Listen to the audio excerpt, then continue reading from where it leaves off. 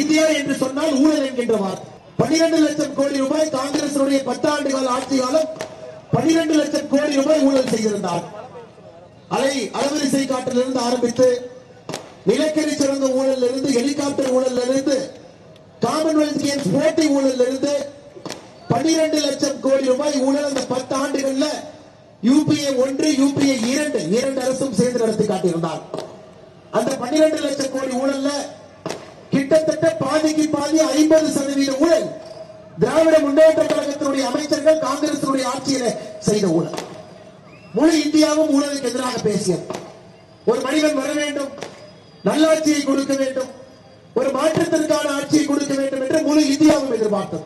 எதற்காக மோடி வர வேண்டும் என்பதை மட்டும் உங்கள் முன்னால் நான் பேசுவதற்கு இங்கே வந்திருக்கின்றேன். மோடி அவர்கள் எதற்காக வர வேண்டும் என்றால், தமிழகத்தை காப்பாற்றுவதற்கு மோடி அவர்கள் டெல்லியில 2024 அமர வேண்டும்.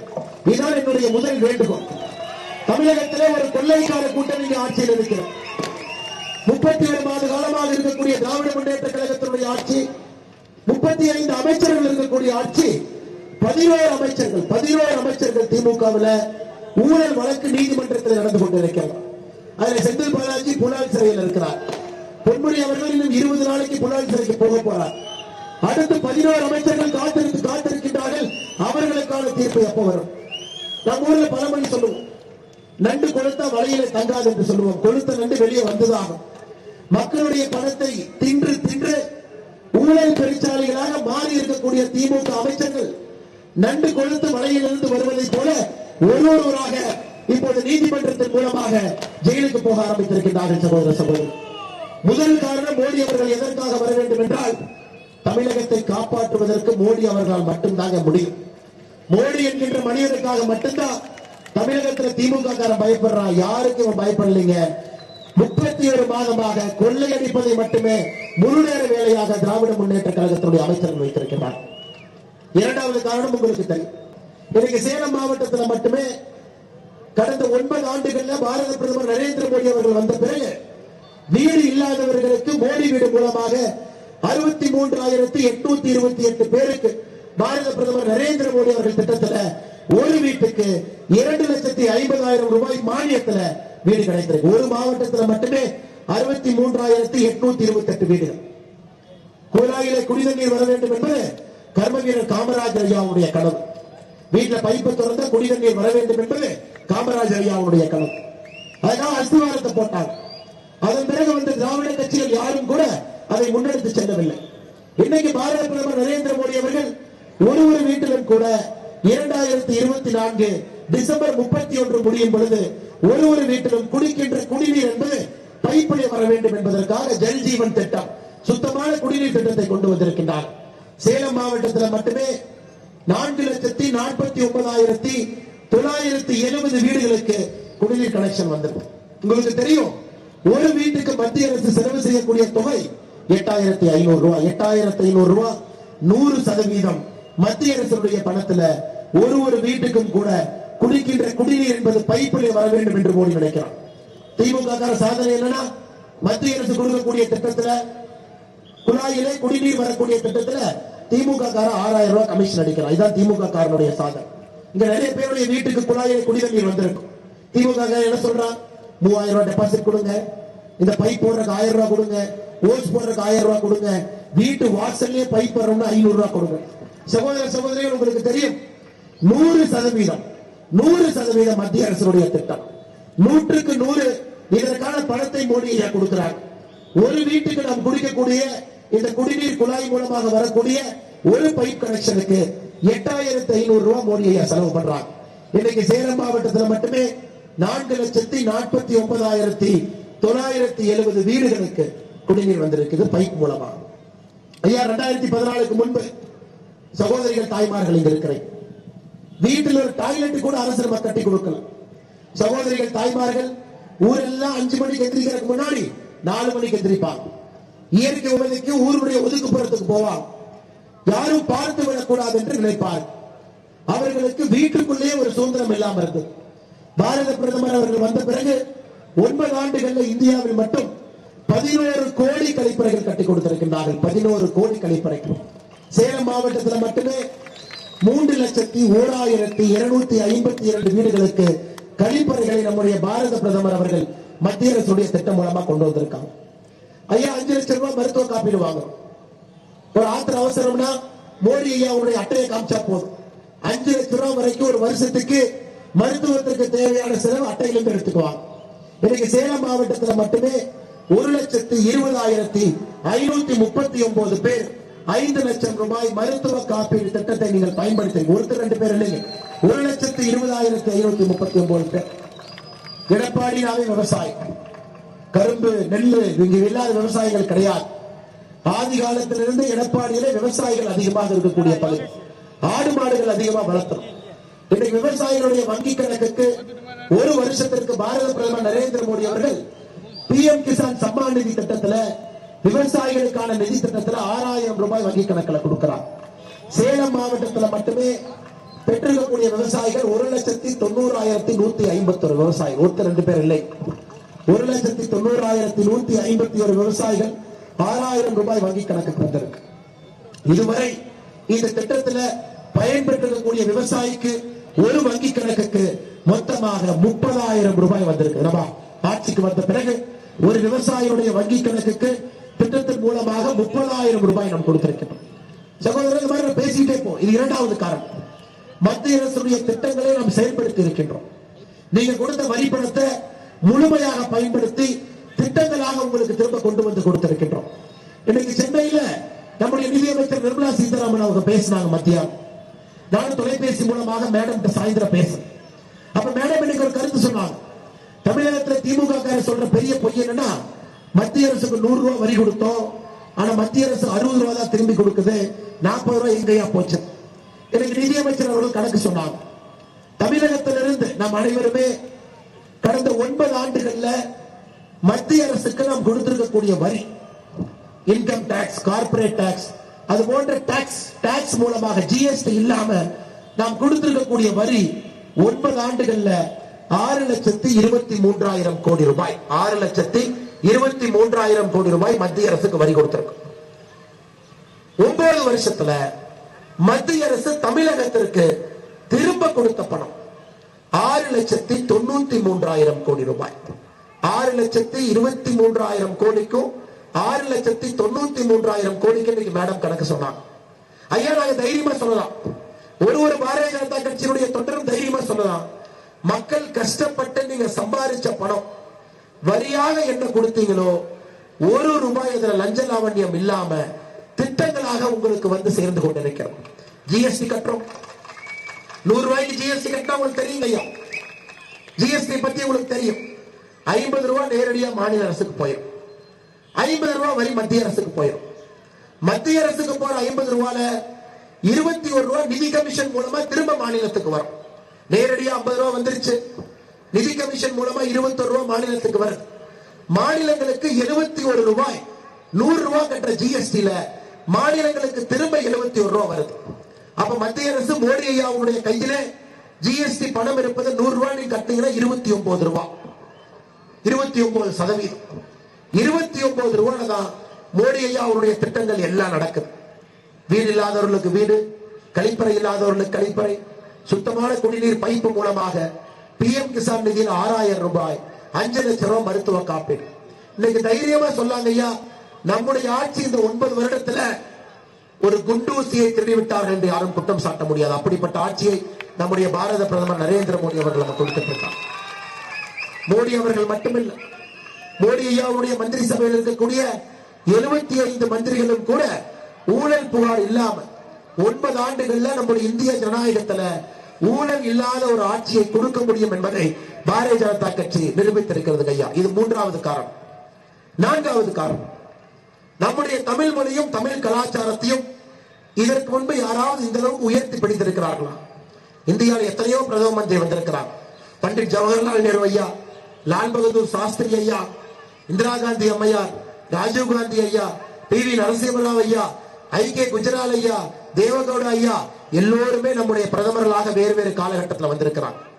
எந்த பிரதமராவது உலகத்தினுடைய தொன்மையான மொழி தாய்மொழி என்று இந்தியாவில் வேற யாராவது சொல்லியிருக்கிறாங்களாங்க? தமிழ்நாட்டிலே பிறந்து நாம் சொல்லுகின்றோம்.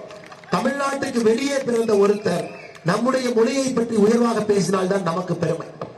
நான்காவது முக்கியமான காரணம், இந்த ஆட்சி முழுவதுமே நம்முடைய தமிழ் மொழிக்கும் தமிழ் கலாச்சாரத்திற்கும் மரியாதை கொடுத்து பாரத பிரதமர் நரேந்திர மோடி அவருடைய ஆட்சி நடந்து கொண்டிருக்கிறது. காசியிலே தமிழுக்காக சங்கமம் எடுக்கிறார். காசி தமிழ் சங்கமம் ஓராண்டல்ல 2வது ஆண்டாக நடந்து கொண்டிருக்கிறது. சௌராஷ்டிராவிலே சங்கமம் எடுக்கின்றார். சௌராஷ்டிரா தமிழ் சங்கமம். எல்லாவற்றுக்கும் மேல பாராளுமன்றத்தில் புதிய கட்டடத்தை கட்டுறார். புதிய கட்டடம். அந்த கட்டிடத்திலே இந்தியாவிலே இத்தனை மொழிகள் இருக்கிறது. எந்த மொழி முதலிலே இந்த கட்டடத்திலே பேசப்பட வேண்டும் என்று பிரதமர் தீர்மானம் செய்யும் பொழுது நம்முடைய தேவாரம் ஒழிக்க வேண்டும் என்று நினைக்கின்றார். பாராளுமன்றத்தினுடைய மைய கட்டிடத்திலே தேவாரத்தை பாடி, கோளறு பதிகத்தை பாடி, நம்முடைய செங்கோலை எடுத்து சென்று பாராளுமன்றத்தினுடைய மைய கட்டிடத்திலே நடத்தி நம்முடைய ஆட்சி நடந்து கொண்டிருக்கிறது. மைய கட்டிடத்தில் வச்சிருக்கிறார். இதற்கு முன்பு ஒரு தமிழனுக்கு இந்திய அளவில் இந்த அளவுக்கு அங்கீகாரமும் பெருமையும் கிடைத்ததில்லை. பாரத பிரதமர் நரேந்திர மோடி அவருடைய ஆட்சியில கடந்த 9 ஆண்டு காலமாக எங்கே சென்றாலும் கூட நம்முடைய தமிழ் மொழியினுடைய பெருமையும் அருமையும் பேசுகின்றார். ஐநா சபையில யாதும் ஊரே யாவரும் கேட்டிருக்கிறார். திருக்குறளை உலகத்தினுடைய 100 மொழியிலே மொழிபெயர்க்க வேண்டும் என்று சொல்லுகின்றார். எங்கே சென்றாலும் கூட தமிழ் தமிழ் என்று பேசக்கூடிய நம்முடைய பாரத பிரதமர் அவர்கள் 4வது காரணம், மறுபடியும் அவர் ஆட்சிக்கு வர வேண்டும். ஐயா, 5வது காரணம், நரேந்திர மோடி அவர்கள் தான் இந்தியாவில் குடும்ப ஆட்சியை உடைக்க வேண்டும் என்று நினைக்கின்றார். அந்த குடும்ப ஆட்சியை விடக்கூடாது. ஒரு விவசாயி, நம்முடைய விவசாய பெருமகன் இயற்கையெல்லாம் எதிர்த்து போரிட்டு மழையில நின்று வெயில் நின்று அந்த கையில மம்முட்டியை பிடிச்சு விவசாயம் பண்ணாதான் அவர் சாப்பிட முடியும். இங்கிருந்து கூட யாராக இருந்தாலும் கூட உழைத்து சாப்பிடுகின்றோம். தமிழகத்திலே உழைக்காம ஒரு குடும்பம் சாப்பிடுதுன்னா கோபாலபுரம் குடும்பம். எந்த வேலையும் செய்யாம காலம் காலமாக 70 ஆண்டு காலமாக கொத்தடிமையை போல திமுகவினுடைய வேறு தலைவர்களை வைத்துக் கொண்டு ஆட்சியில் இருக்கின்றார். கலைஞர் கருணாநிதி, அவருக்கு பிறகு மு.க. ஸ்டாலின், அவருக்கு பிறகு உதயநிதி ஸ்டாலின், அவருக்கு பிறகு இன்பநிதி, வரிசையா பட்டியல் போயிட்டே இருக்குதுங்க ஐயா. ஆனா இன்னைக்கு பாரதிய ஜனதா கட்சியை பாருங்க. சமீபத்தில் நடந்த 3 மாநில தேர்தலை உதாரணமா பாருங்க. சத்தீஸ்கரிலே மக்களுடைய அன்போடு தேர்தலை வென்றோம். மத்திய பிரதேசத்திலே ஆட்சி அமைத்தோம். ராஜஸ்தான்ல ஆட்சி அமைத்தோம். சத்தீஸ்கரிலே நம்முடைய முதலமைச்சராக மோடியை யாரையும் தேர்வு பண்ணிருக்கிறாங்க. பழங்குடியினத்திலிருந்து வந்திருக்கக்கூடிய ஒருவரை சத்தீஸ்கர் மாநிலத்தினுடைய முதலமைச்சராக பாரத பிரதமர் நரேந்திர மோடி அவர்கள். இது சமூக நீதி. இது சமூக நீதி. உண்மையான சமூக நீதியில சத்தீஸ்கர்ல பழங்குடியினத்திலிருந்து வந்திருக்கக்கூடிய ஒரு சகோதரனை சத்தீஸ்கருடைய முதலமைச்சர். மத்திய பிரதேசத்திலும் ராஜஸ்தானிலையும் முதல் தலைமுறை குடும்பம், சாமானிய மனிதர்கள் அரசியலுக்கு வந்தே 10 ஆண்டுகள் 15 ஆண்டு ஆயிருக்கு. குடும்பத்தில் யாருமே அரசியல் கிடையாது. அவர்களை தேர்வு செய்து ராஜஸ்தானுடைய முதலமைச்சராக, மத்திய பிரதேசனுடைய முதலமைச்சராக வைத்திருக்கிறார். இன்னைக்கு தமிழ்நாட்டில் குடும்ப ஆட்சியை ஒழிச்சா மட்டும்தாங்க ஐயா ஜனநாயகம் இருக்கும். அது நம்மால் மட்டும்தான், பாரதிய ஜனதா கட்சியால் மட்டும்தான் செய்ய முடியும். திரும்ப இவங்களுடைய பசங்க எம்பி, அப்பா தமிழக அமைச்சரவையில் மந்திரி, அப்பா எம்எல்ஏ, பையன் எம்பி. தமிழகத்தில் இப்படித்தான் 7 எம்பி சுத்திட்டு இருக்கிறாங்க. தமிழகத்தில் இப்படித்தான் 30க்கும் மேற்பட்ட எம்எல்ஏக்கள், அப்பாவும் எம்எல்ஏ, இன்னைக்கு பசங்கள் எம்எல்ஏ. தமிழகம் முழுவதுமே திராவிட முன்னேற்ற கழகத்தை சுத்தி பார்த்தீங்கன்னா ஒரு குடும்ப ஆட்சி என்பது கோபாலபுரத்தில் இல்லைங்க, எல்லா இடத்திலையும் குடும்ப ஆட்சி இருக்கு. 5வது காரணம், பாரத பிரதமர் நரேந்திர மோடி அவர்கள் மறுபடியும் ஆட்சிக்கு வர வேண்டும். இந்தியா முழுவதுமே இந்த குடும்ப ஆட்சி ஒழிக்கப்பட வேண்டும். அண்ணே, இங்க நீங்க இருக்கிறீங்க. இன்னைக்கு ஒரு ஆய்வறிக்கை சொல்லுது, சமுதாயத்துல ஒரு ஏழை குடும்பத்துல ஒரு குழந்தை பிறக்கிறாங்க. சமுதாயத்துல கடைசி 10% வருமானம் இருக்கக்கூடிய குடும்பத்துல ஒரு குழந்தை பிறக்கிறாங்க. இன்னைக்கு எடப்பாடி அரசு மருத்துவமனையில இப்ப 8 மணி ஆச்சுங்க ஐயா, 7:30 மணிக்கு ஒரு குழந்தை பிறந்திருக்கும், ஒரு சகோதரி பிறந்திருக்கிறாங்கன்னு வச்சுக்கலாம்.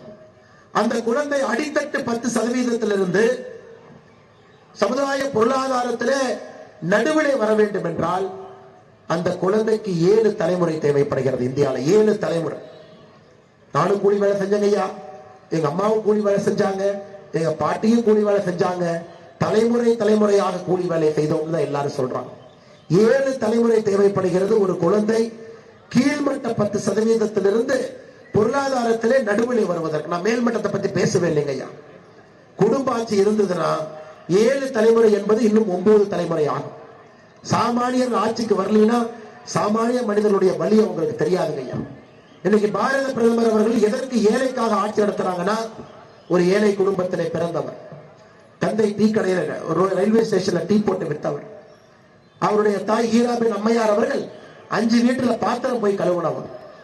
அந்த வீட்டில் 1950 செப்டம்பர் 17 பிறந்து படிப்படியாக வளர்ந்து இன்னைக்கு இந்தியாவுடைய பிரதமரா இருக்கிறாங்கன்னா, ஒரு ஏழை தாயினுடைய கண்ணீருடைய விலை அவருக்கு தெரியும். அதனால பார்த்து பார்த்து செய்யறாங்க. சிலிண்டர் இல்லையா சிலிண்டர் கொடுங்க, வீடு இல்லையா வீடு கொடுங்க, மருத்துவ காப்பீடு இல்லையா மருத்துவ காப்பீடு கொடுங்க. ஏழை தாய் 100 நாள் வேலை வாய்ப்பு திட்டத்தில் இருக்கிறாங்களா, வங்கி கணக்கு மூலமாக பணம் கொடுங்க. இது அனைத்தும் கூட பாரத பிரதமர் அவர்கள் எதற்கு பார்த்து பார்த்து செய்கின்றார்கள் என்றால், ஒரு ஏழை தாயினுடைய கண்ணீருடைய வலியை முழுமையாக உணர்ந்தவர்கள் நம்முடைய பாரத பிரதமர். இது 6வது காரணம் ஐயா. இன்னும் இந்தியாவில் ஏழைகள் இருக்கிறார், தமிழகத்தில் ஏழைகள் இருக்கிறார். தமிழகத்திலே ஜாதியை வைத்து திமுக அரசியல் பண்றான், ஜாதியை வச்சுதான் அரசியலை பண்றான். அந்த ஊர்ல பெரும்பான்மையா எந்த சமுதாயம் இருக்கோ அந்த வேட்பாளரை போடு, அவங்களை எலெக்ஷன் நிறுத்து. ஜாதி அரசியல் தான் தமிழகத்திலே 70 ஆண்டு காலமாக நடந்து கொண்டிருக்கிறது. நம்முடைய பிரதமர் சொல்றாரு, பிரதமர் சொன்னார், ஆமாம் நானும் ஜாதியை நம்புறேன். உடனே திமுக சொல்ற, என்னையா பிரதமர் ஜாதியை நம்புறாருன்னு சொல்லிட்டாங்க. பிரதமர் சொன்னார்கள், நான் நம்புகின்ற 4 ஜாதி இருக்குங்க, அந்த ஜாதியை தான் நம்புறேன். முதல் ஜாதி ஏழை ஜாதி, 2வது ஜாதி பெண்கள் ஜாதி, 3வது ஜாதி விவசாயிகள் ஜாதி, 4வது ஜாதி இளைஞர்கள் ஜாதி. பிரதமர் அவர்கள் நம்பக்கூடிய ஜாதி என்பது 4 ஜாதி மட்டும்தான். இதில் ஏழை ஜாதி என்கின்ற ஜாதி இருக்கக்கூடாது என்று பாரத பிரதமர் நரேந்திர மோடி அவர்கள் நினைக்கின்றார். ஏழை என்கின்ற வார்த்தை இந்தியாவில் இருக்கக்கூடாது. எல்லா திட்டங்களையும் கொண்டு வரும், அவர்களுக்கு என்ன வேணுமோ நேரடியாக அவர்கள் கொண்டு வந்து சேர்த்து, இளைஞர் ஜாதி, விவசாய ஜாதி, பெண்கள் ஜாதியை ஊக்குவிக்கணும். பாரதிய ஜனதா கட்சியை பொறுத்தவரை, பிரதமரை பொறுத்தவரை 4 ஜாதிகள் மீது மட்டும்தான் எங்களுக்கு நம்பிக்கை இருக்கிறது. இந்த 4 ஜாதிகளுக்கு வேலை செய்ய வேண்டும் என்கின்ற உத்தரவை மட்டும்தான் பாரத பிரதமர் நரேந்திர மோடி அவர்கள் நமக்கு அளிச்சிருக்கிறார். நம்முடைய முதலமைச்சர் ஸ்டாலின் அவர்கள் ஆட்சிக்கு வரும் பொழுது தமிழகத்தை நம்பர் 1 மாத்துறேன்னு சொன்னார். நீங்க எல்லாம் கவனிச்சிருப்பீங்க. எனக்கு அப்பவே பயம், ஏன்னா நம்முடைய முதலமைச்சருக்கு அப்பப்ப குடியரசு தினத்திற்கும் சுதந்திர தினத்திற்குமே ஒரு கன்ஃபியூஷன் வந்து, நம்பர் 1 எதை மாத்த போறாரு பயந்துகிட்டு இருந்தார். நினைத்ததை போல கடன் வாங்குவதிலே இந்தியாவிலே நம்பர் 1 மாநிலமாக தமிழகத்தை மாத்தி வச்சிருக்காங்க. நம்மை போல் இந்தியாவில் எந்த ஒரு மாநிலமும் கடன் வாங்கலீங்க ஐயா. 8,23,000 கோடி ரூபாய் நம்முடைய கடன். இந்தியாவிலே அதிகமாக கடன் வாங்கிய மாநிலம் நாம. திமுக ஆட்சிக்கு வந்த பிறகு 31 மாசத்துல 2,69,000 கோடி கடன் வாங்கியிருக்கார். 2,69,000 கோடி கடன். 70 ஆண்டு காலமாக நம்ம எவ்வளவு கடன் வாங்கி இருக்கோமோ 31 மாசத்துல அதுல பாதி கடனை வாங்கியிருக்காங்க. 2,69,000 கோடி ரூபாய் கடன் திராவிட முன்னேற்ற கழகத்தினுடைய அரசு மட்டுமே 31 மாசத்துல வாங்கியிருக்கும். அண்ணா இங்கிருந்து முறைச்சு பாக்குறான், அண்ணா அவன் கடன் வாங்கினா எனக்கு என்ன, அவன் கடன் வாங்கினா எனக்கு என்ன, நீங்க எடப்பாடி வந்து சொல்றீங்க. அது அண்ணனுக்கு சொல்றேன்னு, உங்க ரேஷன் அட்டையின் மீது ஒரு ரேஷன் அட்டையின் மீது தமிழகத்திலே 3,81,000 ரூபாய் கடன் இருக்கு. ஒரு ரேஷன் அட்டையின் மீது 3,81,000 ரூபாய் சகோதரரே ஒரு ரேஷன் அட்டையின் மீது கடன் இருக்கு. இன்னைக்கு மகளிர்களுக்கு உரிமை தொகை 1000 ரூபாய் கொடுக்கிறார். திமுக காரனை பத்தி உங்களுக்கு நல்லா தெரியும், ஒத்தையில கொடுத்து கத்தையில் எடுக்கிறது திமுக காரன். இந்த கையில் 1000 ரூபாய், 1000 ரூபாய் வந்துருச்சு. நம்ம அம்மா சொல்லுவாங்க, அருக்காணி எனக்கு 1000 ரூபாய் வந்துச்சான். அருக்காணி அக்கா சொல்லுவாங்க, அக்கா எனக்கு வரல, மெசேஜ் மட்டும் தான் வந்துச்சு, உனக்கு வந்துச்சான். இந்த அக்கா சொல்லுவாங்க, அக்கா எனக்கு வந்துச்சு. ஆனா அந்த அக்காக்கு நான் என்ன சொல்றேன்னா, அக்கா 1000 ரூபாய் வந்துச்சு. கரண்ட் பில் 20% ஏறிச்சா, பால் விலை 10% உயர்ந்ததா, சொத்து வரி கட்டணம் உயர்ந்துச்சா, பயிர் விலை உயர்ந்துச்சா, நெய் விலை உயர்ந்துச்சா. அதான் ஒத்தையில கொடுத்து கத்தையில எடுப்பது திமுக காரனை கைவந்த கலை. அது காலங்காலமாக தாத்தா காலத்து டெக்னிக் பண்ணிட்டு இருக்காங்க. அதனாலதான் நீங்க தீபாவளி பார்த்திருப்பீங்க, பெரிய பெரிய சூப்பர் ஸ்டார் படம் எல்லாம் தமிழகத்துல ஓடுச்சுன்னா நம்ம ஆர்வமா பார்ப்போம்.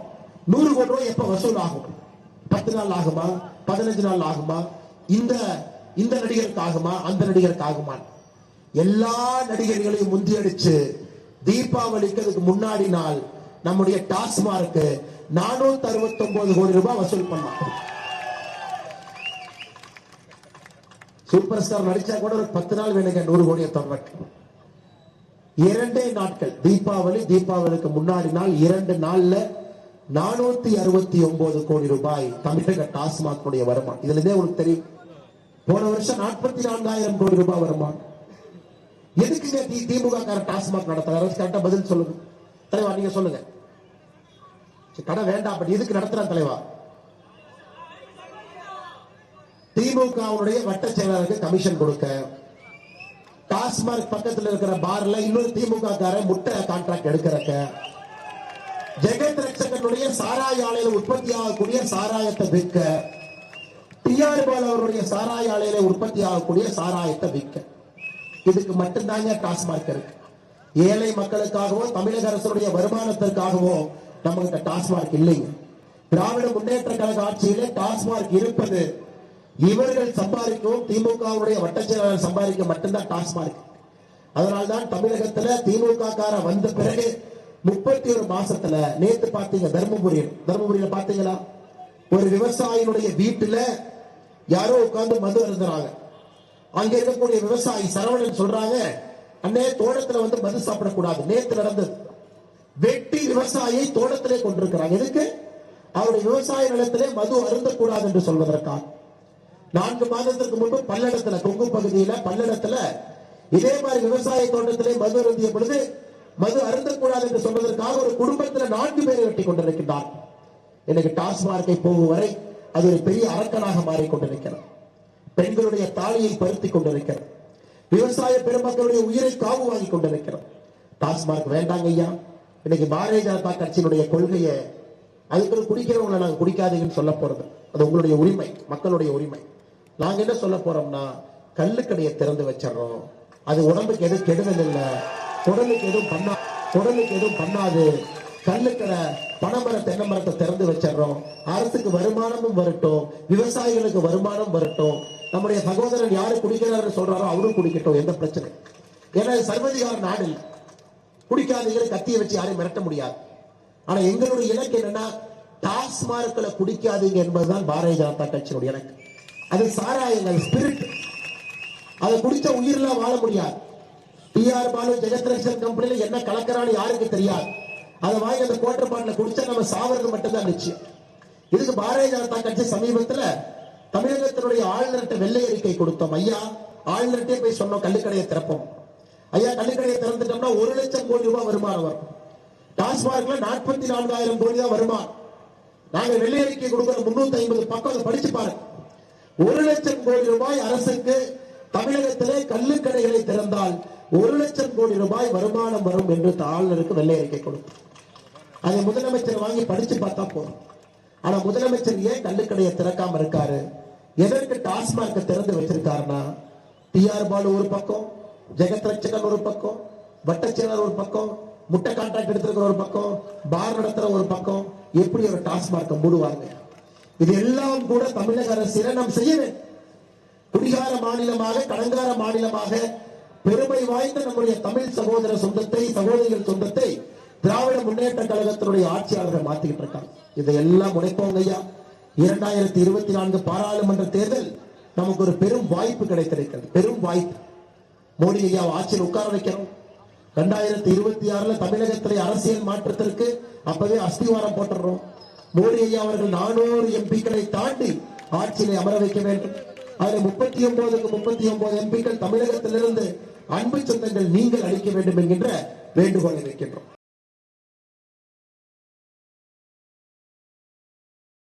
10ஆம் வகுப்பு படித்தவரா நீங்களும் மத்திய அரசு பணியில் சேரலாம். SSC நடத்தும் MTS தேர்வில் பங்கேற்று வெற்றி வாகை சூடுங்கள். சன் IAS அகாடமி நடத்தும் SSC MTS தேர்வுக்கான பயிற்சியில் இன்றே இணைந்து பயிற்சி பெறுவீர், வெற்றி பெறுவீர். தொடர்புக்கு 9952920001 7397355517.